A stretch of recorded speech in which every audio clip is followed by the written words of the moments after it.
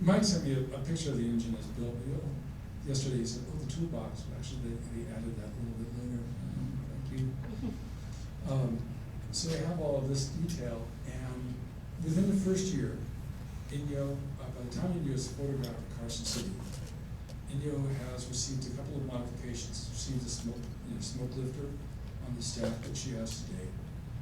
She may have received polling pockets. I forget if that has come. There is a toolbox on the pilot beam. There might be one on the back by this point. Basically, much of the Inyo that we know isn't present within the first year. And so I'm just going to leave it, with this little pin-up and take some questions. And Randy and I will both take questions. Thank you.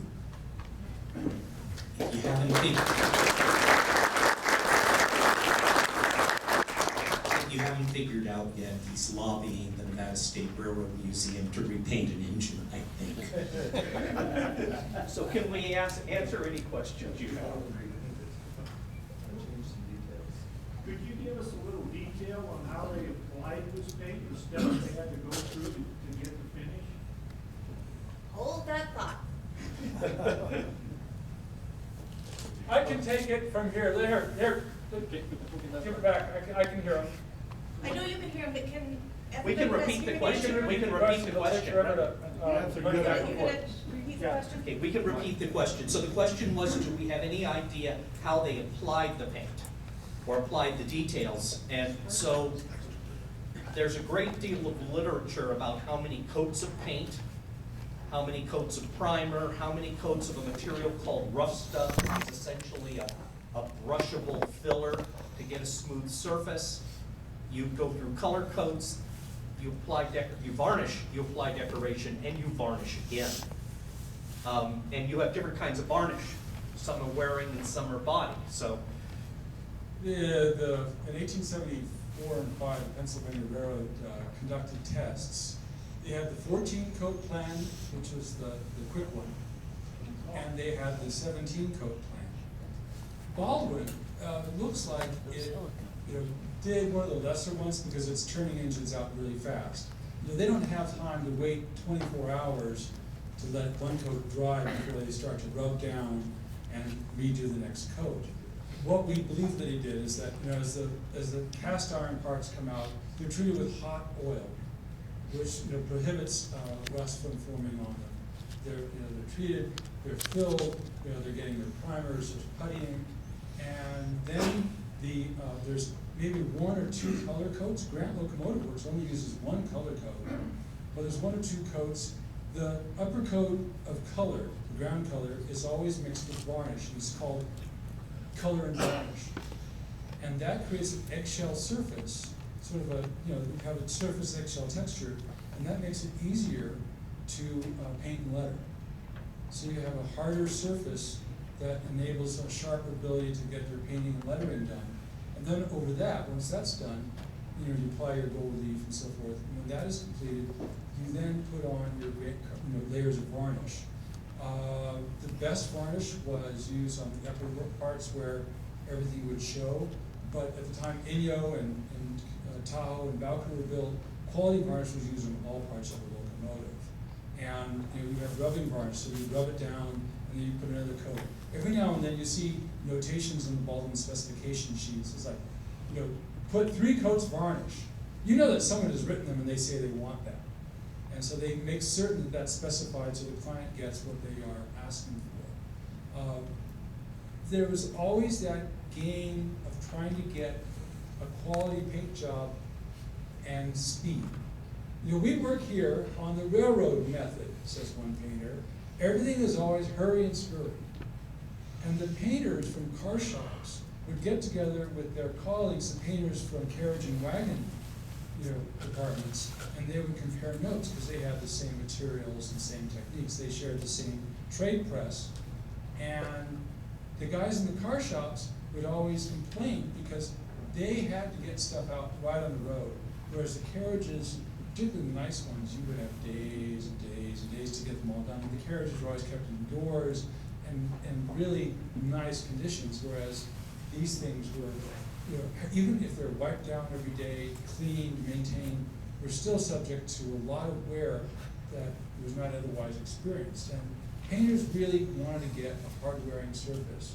And every now and then you find a note, I think there's one from the 1890s that where Baldwin spec says like, paint really well, client, you know, customer complains last finish is flaking badly. So they probably had Fridays or something like that. Well, one of the things that they did was they would add a hardener to the paint. They'd add Japan, which makes the paint catalyze more quickly. The linseed oil paint dries by oxidizing and absorbing moisture, and Japan will make it happen faster, but it makes the paint brittle. And so painters are always playing a game of how much Japan can I add to accelerate the paint's drying without making it brittle and fall off the engine. And then last thing would be pounce patterns and hand striping. There's one other part to the painting is that the maintenance of an engine in service, you're gonna wanna rub down your varnish on an annual basis and then revarnish it. And rubbing it down means you're gonna actually sand down the outer surface of the varnish and apply new varnish over that to eliminate the effect of crazing. That large photograph of the Carson City shops, you can, I've actually, that's a detail of it, so we have most evidence of the Style 1 engines. But the Dayton is in that photograph. I think it's the Dayton or the Columbus, it's the Dayton. And it shows its Central Pacific, you know, as delivered paint scheme, which is pretty impressive because it's a couple of years old. And the Dayton is showing up very light. And you can tell that that is because the paint, you know, the varnish is getting a little crazed, it's due for repainting. You give a talk on that next year? Yeah. This question is a little afield. You showed a picture of the Eureka Palisade engine restored. Mhm. It was in color. Mhm. Did that engine have a pilot that was a wooden pilot? No, it was a steel. So the iron. question, for those that you didn't hear, is he was asking about the pilot on locomotive Eureka, whether it was wooden, and actually it's an iron bark pilot.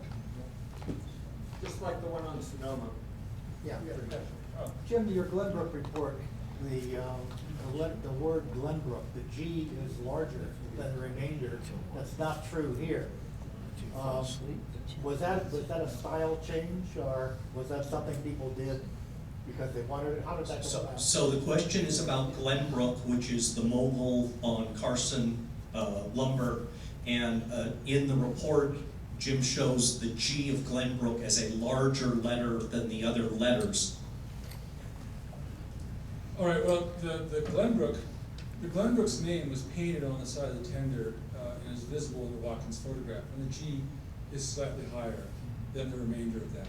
And so we've put that on the cab as we've seen it in the photograph. When we did this right here, let's see right there. Back this up a little bit. There we go.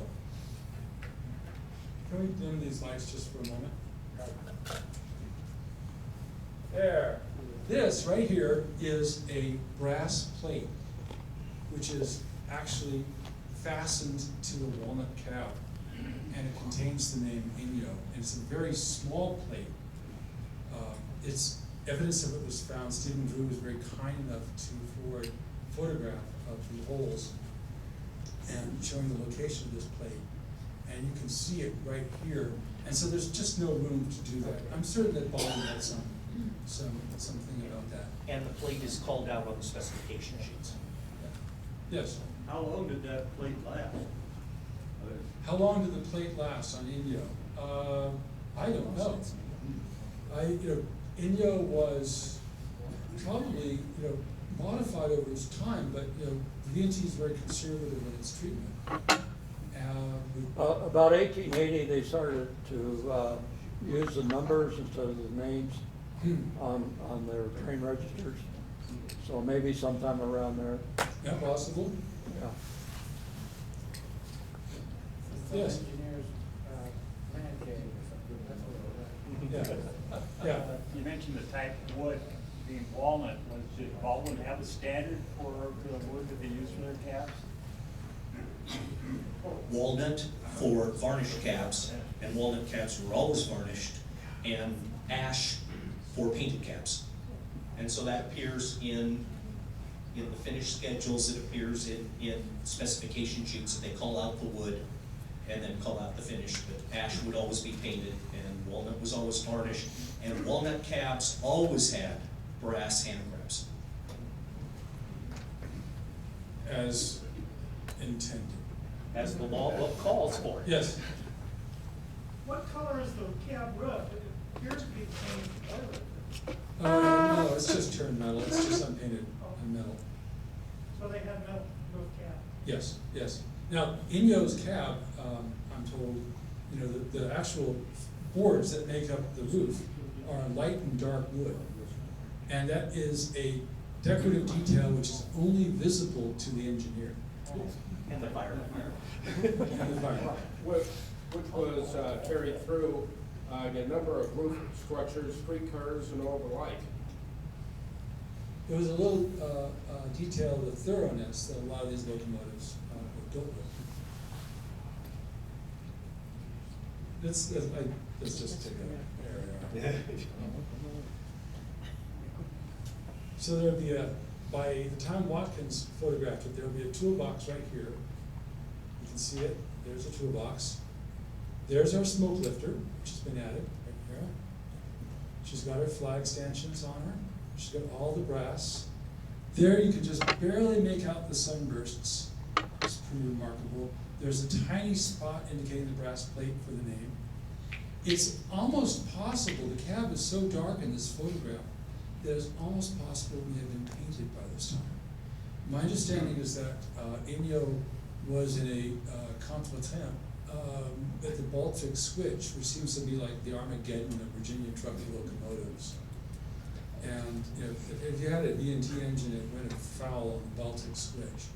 Is that where it was in the first year? It was derailed or some sort of collision, and I think it was there. And so I do not know if this cab actually is painted, but if it had been an accident, if it was painted, it might have been painted following some repairs from that. I can't really say. There you can see someone's standing right there, so we can't really see if it has its toolbox yet.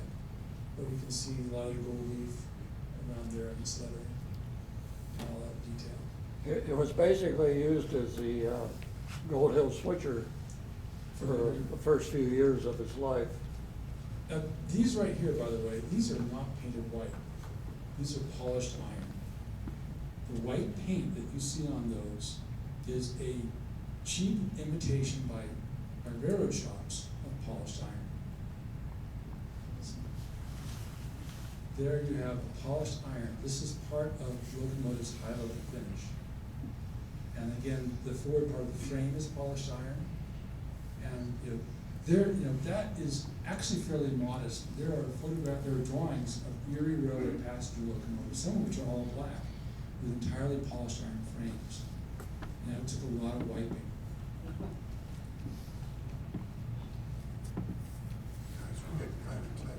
There we go. Anything else? The cab roof, what color or what would have been the finish for the roof of the cab? So the roof of the cab, it's a wooden structure and it's covered with turn metal. Turn metal is iron plate that has been lead washed. It needs to be painted. So neither of us have found it yet. It might be in one of the law books we haven't painted, but it's probably a gray, and it's just a coat of paint over the top. It might have been varnished. That would have kept the rust out too. So the smoke box, is this oiled iron or iron steel? The smoke boxes, Virginia Trucking Railroad, I really like this part.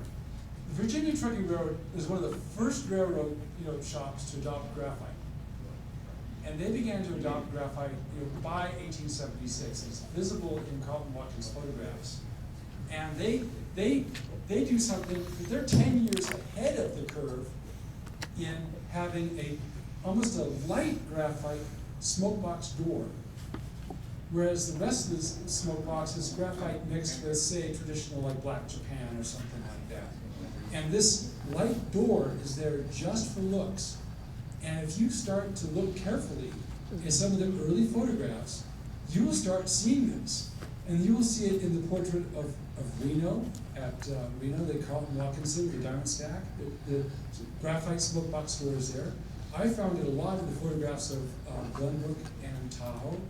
And if you start looking at some of the other shots, just take a look around, you'll see that. And that was considered to be a shop trick. That was something that the guys did themselves. And everyone had their own variation. It kind of depended on a national basis. Graphite doesn't really come in until like the 1880s and 90s. And as late as the 90s, it's still pretty common to have like an ivory black front. But the V&T really is kind of ahead of the curve. I thought that was pretty sweet. Yeah. Does Randy and Yale come from a mountain range, or where do they get the name? What's the name, where does Inyo, the name Inyo come from? I think it, according to Stephen's not here, but I think it was a. Do you want to know about the Yeah. origin of Inyo? Yes. Was reading on that for the next issue of the SP, Narrow Gauge Historical Society on place names, and it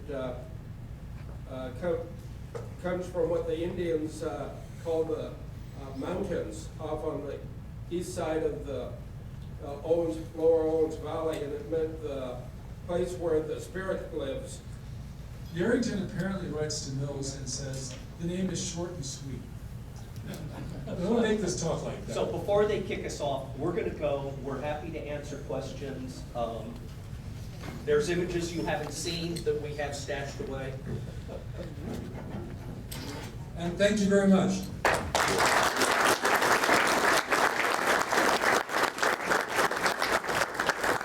Randy Hees Jim Hilke. Thank you, guys. We ran